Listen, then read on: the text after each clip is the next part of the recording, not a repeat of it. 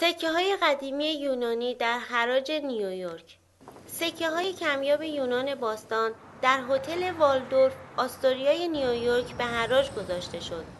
روی این سکه‌های قدیمی نقش خدایان، الهه‌ها و چهره‌های تاریخی و اساطیری یونانی نقش بسته است.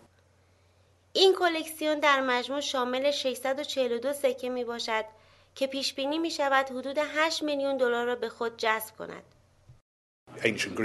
سکه‌های یونان باستان به عنوان زیباترین سکه‌های هنری که تاکنون تولید شده محسوب می‌شوند و سرشار از چیزهای کمیاب و خارق‌العاده هستند.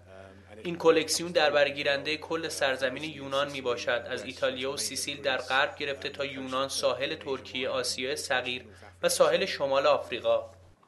بهترین سکه این حراج مربوط به شهر پانتیکا پایان یونان میباشد. این سکه تصویر یک ساتیر را دارد که یکی از موجودات اساطیری یونان است. تصویر سر این ساتیر روی سکه نقش بسته است و به نظرم از نظر هنری سکه‌ای بی‌نظیر است. از نظر هی، سکه که نقش اسکندر کبیر را دارد از اهمیت تاریخی خاصی برخوردار است.